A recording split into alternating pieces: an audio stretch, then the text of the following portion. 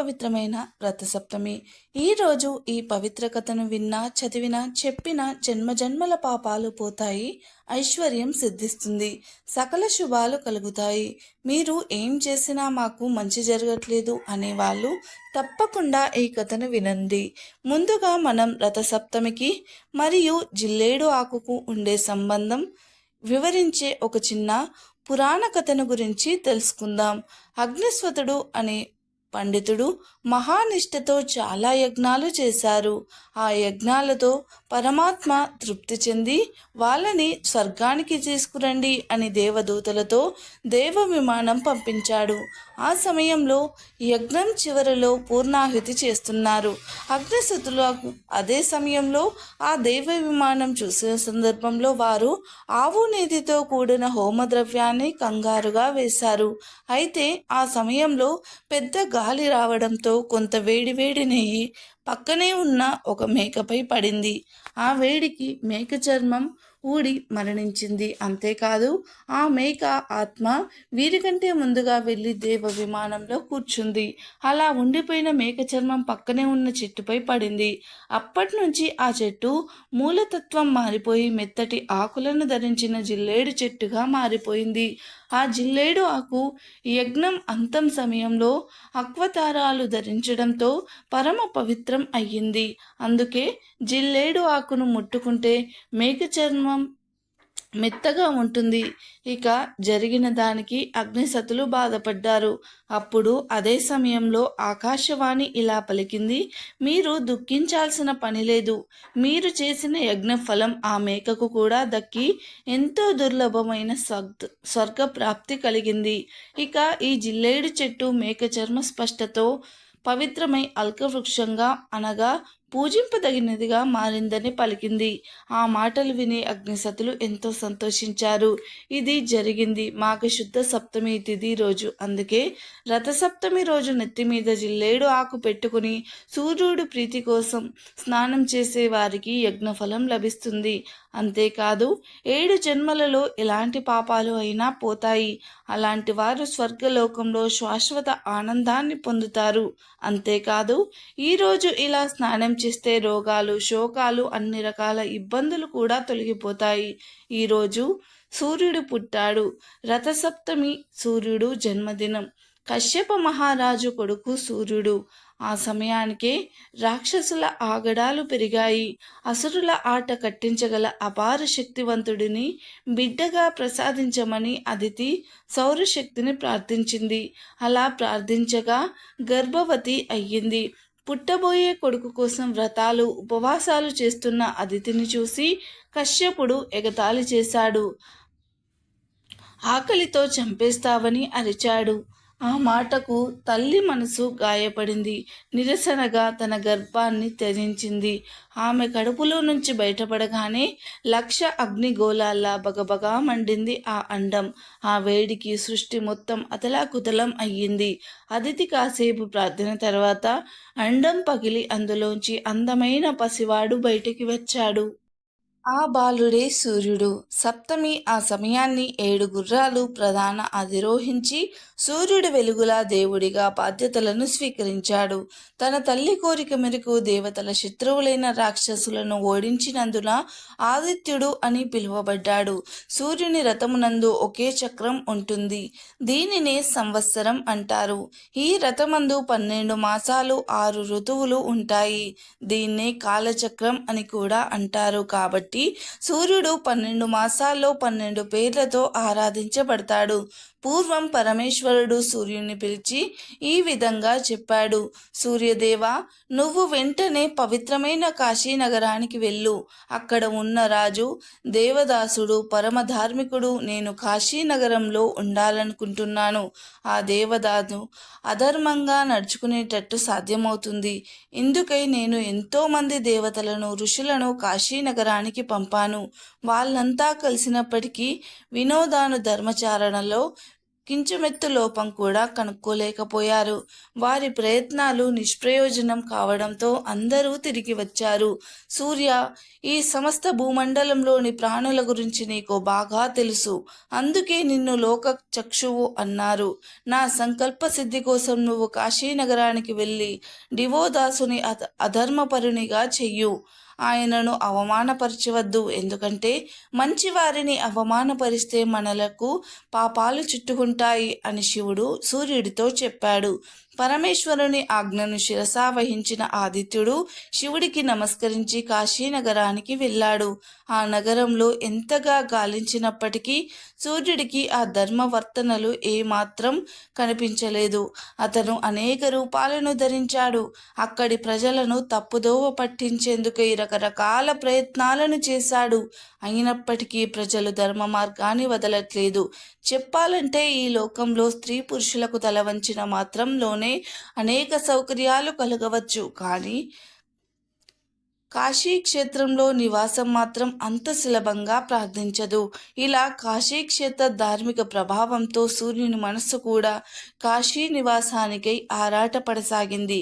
ఆదిత్యుడు ఆ విధంగా కాశీవాసలోలుడు కావడం వల్ల లోలర్కుడు అనే పేరుతో ప్రసిద్ధమై శివుడు చెప్పిన పనిని మరిచి కాశీనగరానికి దక్షిణ దిశలో ఉన్న పరుణ ఆశీ సంగమ ప్రదేశానికి సమీపంలో స్థితుడయ్యాడు. సప్తమి తిథిలో రవియోగంలో ఆ స్వామిని దర్శించుకున్నవారు సమస్త పాపముల నుండి బయటపడతారని ప్రతీతి. ఆదివారం నాడు లోలార్కుని దర్శించుకున్న వారికి ఎటువంటి దుఃఖాలు దరిచేరవు. నరసింహ పురాణంలోని తప్పక వినాల్సిన కథను ఇప్పుడు వీడియోలో తెలుసుకుందాం. లక్ష్మీ నరసింహ పురాణం ప్రకారం సూత మహాముని భరద్వాజ మహర్షి సూర్యుడు పుత్రులైన అశ్వినీ దేవతల గురించి వివరించమని అడుగగా సూత మహాముని ఇలా చెప్పడం ప్రారంభించాడు. భరద్వాజ, అదితి మరియు కశ్యపుల పుణ్య దంపతులు, వారి సంతానమే ఆదిత్యుడు. తనే సూర్యభగవానుడు. సూర్యభగవానుని కాంటికి కతిక చీకట్లో అయినా తొలగాల్సిందే. అంత ప్రచండ తేజస్సు కలవాడు సూర్యుడు. సూర్య భగవానుడికి విశ్వకర్మ సన్య అనే పేరు గల అందమైన కూతుర్లను ఇచ్చి వివాహం చేశాడు. సన్య సూర్య భగవానుడితో కాపురం చేస్తుంది, కానీ ఆనందంగా ఉండలేకపోతుంది. ఎందుకంటే సూర్యుని వేడి భరించలేకపోతుంది. ఇలా కొన్ని రోజులు కాపురం చేసి ఇక వేడి భరించలేక పుట్టింటికి వెళ్ళి వస్తాను అని చెప్పి వెళ్ళిపోయింది. అనుకోకుండా వచ్చిన కూతుర్ని చూసి ఎలా ఉంది నీ కాపురం అని లాలిస్తున్నట్టుగా అడిగాడు విశ్వకర్మ. దానికి కన్నీళ్లు పెట్టుకుని, తండ్రి, నా భర్త అయినటువంటి సూర్యుని వేడి భరించలేకపోతున్నాను. ఏ రోజుకు ఆ రోజు ప్రాణాలకు భయపడి ఇక భయపడి ఇక్కడికి వచ్చాను అని అందుకు సంతోషించు అని చికాకుగా చెబుతుంది. దానికి విశ్వకర్మ, సన్య, చికాకు పడకు. బుద్ధిమంతురాలైన భార్య భర్త దగ్గర ఉండడమే మంచిది.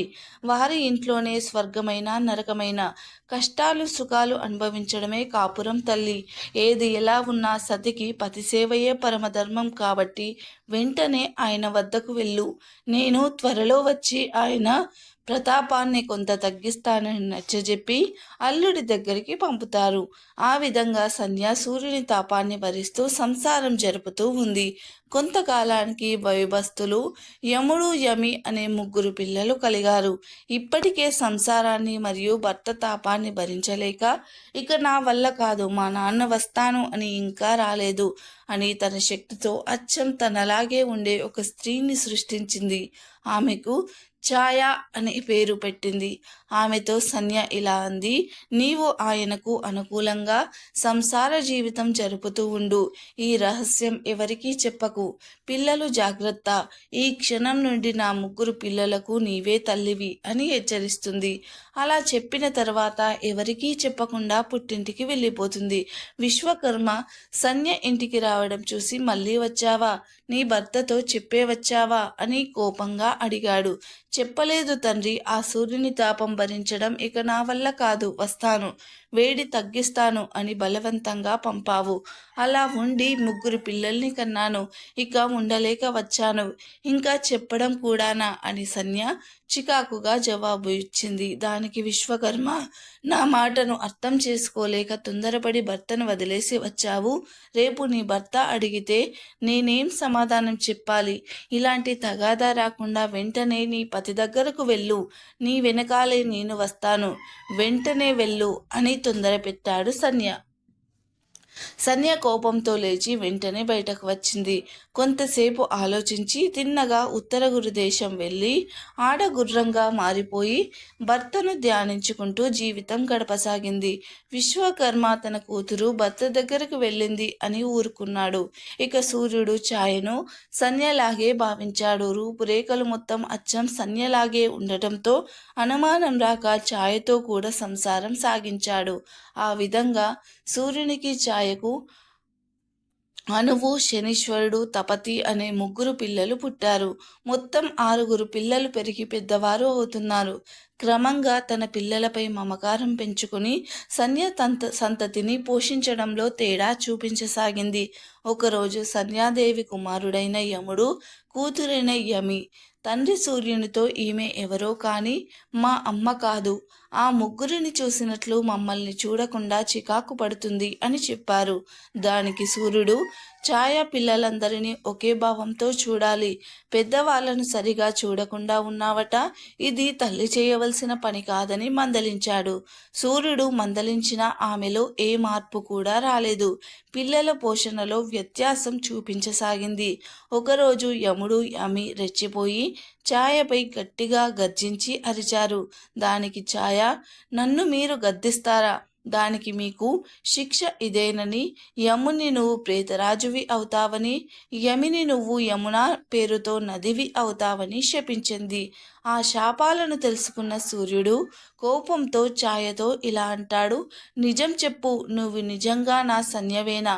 సంతానం ఎంతటి కష్టాలు పెట్టినా తల్లి తన సంతానం ఉన్నత స్థితిలో ఉండాలని కోరుకుంటుంది. తల్లి ఎప్పటికీ కూడా తన సంతానాన్ని శపించదు. కాబట్టి నీవు నా సంధ్యవు కావు అని కోపంతో ఛాయాపుత్రులైన శనిని, నువ్వు మందవాడివై దురదృష్టగల పాపగ్రహం అయిపోతావని, తపతిని నీవు తపతి అనే నదిగా అవుతావుగా అని శపిస్తాడు. ఇక సూర్యుడు శాంతించి తన ధ్యాన మహిమ వల్ల ఇదంతా సంధ్య ఆడిన నాటకం అని తెలుసుకొని కురుదేశంలో గుర్రంగా తిరుగుతున్న తన భార్య సంధ్య దగ్గరకు వెళ్ళి తాను కూడా గుర్రంగా మారి అక్కడ వారిద్దరి కలయిక వల్ల వారికి కవలలు పుట్టారు. ఇదంతా తెలుసుకున్న బ్రహ్మ అక్కడికి వెళ్ళి ఆ అశ్విని కుమారులైన సూర్యుని కుమారులకు దివ్య శక్తులను, దేవతలలో ముఖ్య స్థానాన్ని, యజ్ఞ భాగాన్ని ఇచ్చి వెళ్ళిపోయాడు. ఇక అశ్విని దేవతలు స్వర్గానికి వెళ్ళిపోయారు. సూర్యుడు సంధ్య నిజ రూపాలలో తన భవనాలకు వచ్చాడు. కొంతకాలం తర్వాత సంధ్య తండ్రి వచ్చి సూర్యుని స్తుతించి ప్రసన్నుని చేసుకుని ఒక దివ్య చక్రంలో ఉంచి 3 సార్లు తిప్పాడు. అలా తిప్పడం వల్ల సూర్యుని వేడి చాలా వరకు తగ్గిపోయింది. ఇక సంధ్యాదేవి సూర్యమండలంలో నిలిచిపోయింది. ఇక ఛాయ సంధ్యలో లీనమై అన్ని ప్రాణులకు నీడగా నిలిచింది అని సూత మహాముని భరద్వాజునికి వివరించాడు. సూర్యునికి సంధ్యకు పుట్టిన బిడ్డలే అశ్విని కుమారులు. వారే తదాస్తు దేవతలు. తదా అంటే ఆ ప్రకారంగా, అస్తు అంటే జరగాల్సిందే అని అర్థం. మీరు రథం మీద సంచరిస్తూ వెళ్తూ ఉంటారు.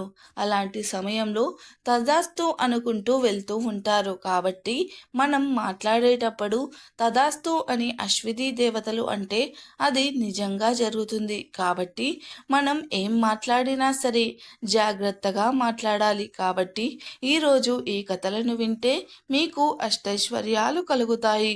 వీడియో నచ్చితే లైక్ చేయండి, షేర్ చేయండి. అలాగే మన ఛానల్ని సబ్స్క్రైబ్ చేసి గంట సింబల్ని యాక్టివేట్ చేసుకోండి. మేం పెట్టే వీడియోస్ మీకు నోటిఫికేషన్గా వస్తాయి. Thanks for the watching.